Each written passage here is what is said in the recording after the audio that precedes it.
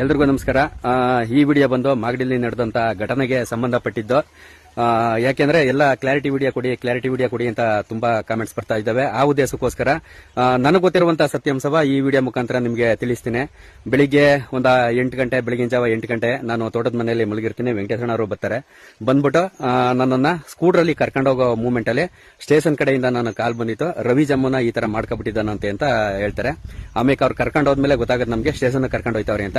ಆ ಸ್ಟೇಷನ್ಗೆ ಹೋದ್ಮೇಲೆ ಅಲ್ಲೆಲ್ಲ ನಾವೆಲ್ಲ ಕೂತಿರ್ತೀವಿ, ಮಾತುಕತೆ ಆಡ್ತೀವಿ.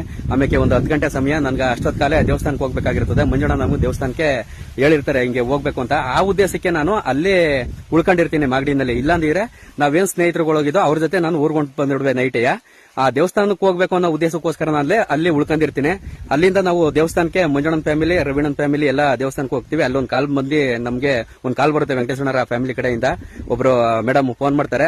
ಮೇಡಮ್ ಫೋನ್ ಮಾಡ್ಬಿಟ್ಟು ಸ್ವಲ್ಪ ಇದಾಗಿ ಮಾತಾಡ್ತಾರೆ. ನೀವು ನೋಡಿದ್ರೆ ಅಲ್ಲಿ ದೇವಸ್ಥಾನಕ್ಕೆ ಹೋಗ್ಬಿಟ್ಟು ವಿಡಿಯೋ ಪೋಸ್ಟ್ ಮಾಡ್ತಾ ಇದೀನಿ ಅಂತ.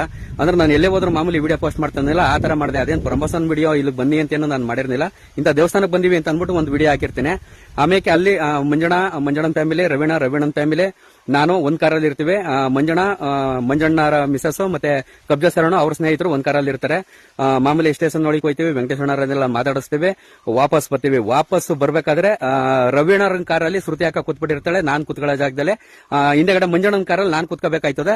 ಅಷ್ಟೊತ್ತಿಗೆ ಆಮೇಲೆ ಏನ್ ನಡೀತು ಅಂತ ನಿಮ್ಗೆಲ್ಲ ವಿಡಿಯೋದಲ್ಲಿ ಎಲ್ಲ ಗೊತ್ತಾಗಿರ್ತದೆ. ಅಲ್ಲಿ ನಮ್ಮ ಸ್ಟೇಷನ್ಗೆ ಪೊಲೀಸ್ನವರು ರಕ್ಷಣೆ ಕೊಟ್ಟು ನಮ್ಮ ಕರ್ಕೊಂಡು ಹೋಗ್ತಾರೆ. ಮತ್ತೆ ಅದೇ ಪೊಲೀಸ್ ಅಪ್ಪರು ನಮ್ಮನ್ನ ರವೀಣರ್ ಕಾರ್ಗೆ ನನ್ನನ್ನು ಹತ್ತಿಸ್ತಾರೆ, ಮಂಜಣ್ಣರ ಕಾರ್ಗೆ ಕಬ್ಜಾ ಸರಣ ಮತ್ತೆ ಅವ್ರ ಸ್ನೇಹಿತರನ್ನ ಹತ್ತಿಸ್ತಾರೆ, ಕಳಿಸ್ತಾರೆ. ಇದು ನಮಗ್ ಗೊತ್ತಿರುವಂತ ಸತ್ಯಾಂಶ.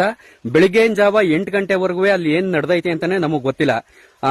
90% ಸೋಷಿಯಲ್ ಮೀಡಿಯಾದಲ್ಲಿ ನನ್ನ ಬಗ್ಗೆ ನೆಗೆಟಿವ್ ಆಗಿ ಸ್ಪ್ರೆಡ್ ಮಾಡಿ ನನ್ನನ್ನ ಆತರ ತೋರಿಸಿದ್ರು.